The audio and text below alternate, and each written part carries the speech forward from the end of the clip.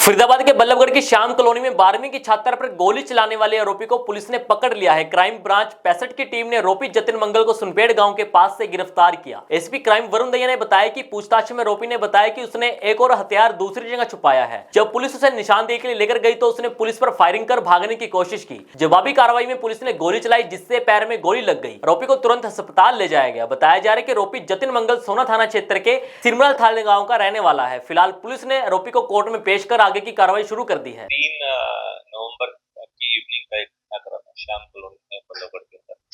उस दौरान एक सस्पेक्ट ने एक युवती के ऊपर, जो 12वीं क्लास की छात्रा है, उसके ऊपर खुलेआम की सड़क पर उसके ऊपर गनशॉट इंजरी से उसको घायल कर दिया। जिस संबंध में तुरंत प्रभाव से उसका संज्ञान लेते हुए हमारे कमिश्नर पुलिस श्री सतेंद्र गुप्ता जी ने त्वरित कार्रवाई करते हुए निर्देशन में 4 से 5 टीमें क्राइम ब्रांच गठित करी गई और डीसीपी क्राइम श्री मुकेश मल्होत्रा के मार्गदर्शन में उन सभी टीमों को निर्देशित करा गया और त्वरित कार्रवाई करते उसको पकड़ने के लिए आदेश दिए गए।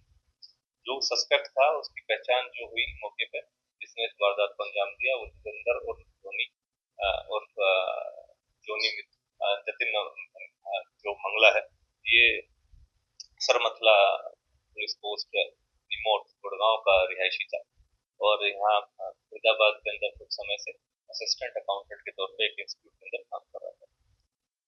जो प्रारंभिक पूछताछ और जो कार्रवाई की उस दौरान हमारी जितनी 4 से 5 क्राइम ब्रांच की टीमें थी, जिसमें मुख्य तौर पर जो crime branch incharge SI Joginder sector 65, उनके द्वारा इस कार्रवाई को अमल में लाया गया। अन्यथा दूसरी जितनी भी टीमें थी, जो क्राइम ब्रांच सेक्टर 30, सेक्टर 48 और ऊंचा गांव की और डीएलएफ की टीम, उनको भी निर्देशित करा गया कि अन्यथा पूरी जैसे कि बिहार, हरियाणा में विभिन्न अलग अलग क्षेत्रों में, दिल्ली एनसीआर के अलग अलग क्षेत्रों में और यूपी की कई जगहों पर जैसे ही ये वारदात को अंजाम दिया गया, इस सस्पेक्ट की को पकड़ने के लिए अलग अलग टीमों ने अलग अलग जगहों पर दबिश दी और फिर 5 तारीख को इसको पकड़ने में हमारी क्राइम ब्रांच सेक्टर को सफलता प्राप्त हुई।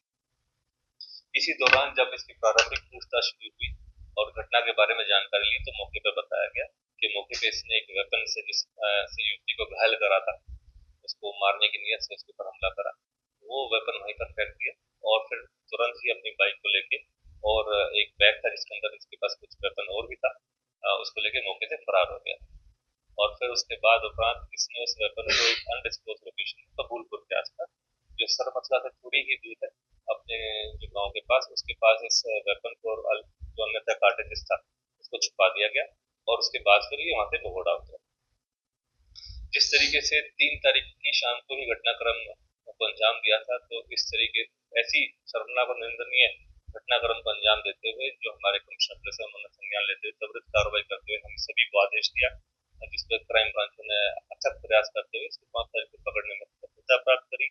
उसी के दौरान जो प्रारंभिक पूछताछ से करी गई उसमें इसने बताया कि जो इसने वेपन यूज करे थे वो इसने एक अनडिस्क्लोज लोकेशन है वहां पर छुपा रखा है। ओपनली कुछ ऐसी जगह है जहाँ पर तुरंत प्रभाव से उसको भी रिकवर करना अति आवश्यक था। तो जैसे ही इसकी अरेस्टिंग डाली गई 5 तारीख को, इसका मेडिकल कराया गया। उसके बाद मौका घटना जहाँ पर इसने वो चीजें छुपा रखी थी वहां पर गया। वहां पर जब जाके इसको मौके से रिकवर करने की जो हम प्रक्रिया कर रहे थे, उसी दौरान इसने जो वेपन छुपा रखा था और एम्यूनिशन अलग से छुपा रखा था, एम्यूनिशन जैसे रिकवर हुआ तो इसने जो वेपन छुपा रखा था वो एक ऐसी जगह था जहाँ पर इसको पता था कि भी ऐसी जगह है जहाँ से तुरंत प्रभाव से उस वेपन को निकाल के पुलिस पार्टी पे फायर कर सकता था, या अन्यथा कोई ऐसी बात है, वो लोडेड वेपन था ऑलरेडी। तो इसने तुरंत ही उस वेपन को निकाल के अब पुलिस कस्टडी से भागने की, सुरक्षा से भागने की कोशिश करी और फायर करते हुए इसने पुलिस के ऊपर 2 फायर करे और भागने की कोशिश करी।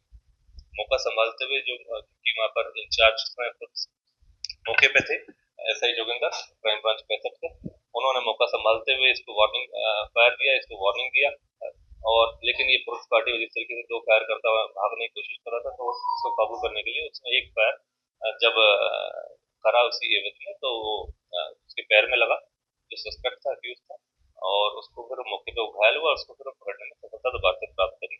इस तरीके की इसने घटनाक्रम को अंजाम दिया और जो प्रारंभिक पूछताछ में जो बातें सामने आई उससे इनकार नहीं किया जा सकता कि जिस तरीके से इसकी मानसिकता थी, ये साइकिक टेंडेंसी और इस तरीके की एक्टिविटी से प्रतीत होता है कि ये अपने आप को भी क्षति पहुंचा सकता था, अन्यथा किसी और व्यक्ति विशेष को भी क्षति पहुंचा सकता था।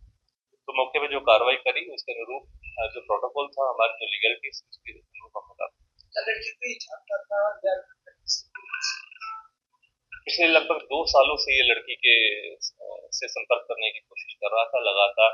इसने अक्टूबर माह के अंदर भी 8 नए ऐसे सिम निकलवाए हैं जो अभी पूछताछ में आए हैं। अभी इन्वेस्टिगेशन के अंदर और इसके बारे में गहनता से जांच की जाएगी। काफी इस तरीके की टेंडेंसी थी कि ये अन्यथा काफी माध्यमों से लड़की को अप्रोच करने की कोशिश करता था। लड़की के मना करने पर इसने उस आवेश में और उस भावनाओं में इस गतिविधि को अंजाम दे दिया, और जो कि निंदनीय और शर्मनाक घटनाक्रम बनता है। कहाँ से हथियार लेकर के आया था? क्या कोई ये क्रिमिनल टाइप का बंदा है या क्या कुछ? देखिए, इसकी साइकिक जिस तरीके से प्रतीत होती है, इस बात से हम इनकार नहीं कर सकते कि किस तरह की गतिविधियों को इसने और अन्यथा अंजाम दिया होगा।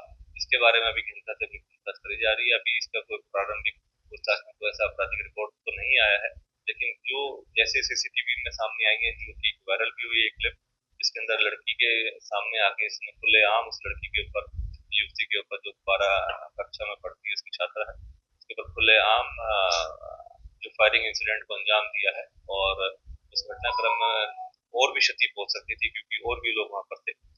खुलेआम जिस तरीके की घटनाक्रम को अंजाम देते, इससे हम इनकार नहीं कर सकते कि अन्यथा कुछ और भी ऐसे घटनाक्रम को अंजाम देता। तो लेकिन समय रहते, जैसे 3 तारीख की इवनिंग आवर्स में इसने इंसिडेंट को अंजाम दिया, तो 5 तारीख को भी त्वरित कार्रवाई करते हुए पुलिस ने प्रयास दिखाते हुए इसको पकड़ने में सफलता पाई।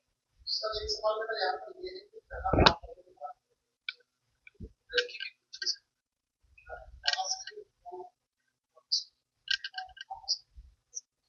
देखिए, लड़की के संबंध में जो बातें हैं वो इतनी है कि 2 साल से ये लड़का इस लड़की से संपर्क करने की कोशिश कर रहा था।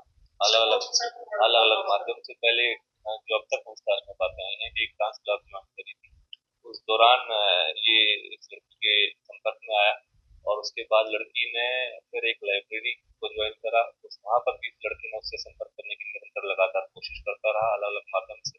लेकिन क्योंकि लड़की ने इसको जब जवाब दिया और उसके से बात करने से इनकार किया, तो उस संबंध में इसने फिर आवेश में आके और अन्यथा इस तरीके की माइंडसेट के साथ इस घटनाक्रम चलता। अभी इसके खिलाफ केस रजिस्टर्ड करा गया है। जो मुठभेड़ हुई है मौके पे, इसमें जो घटनाक्रम को अंजाम दिया पुलिस पार्टी ये विरक्षा के दौरान, उसमें भी एक अलग से केस रजिस्टर्ड करा गया है, और अन्यथा इन दोनों केसेस के अंदर अलग अलग अपनी इन्वेस्टिगेशन आगे बढ़ी।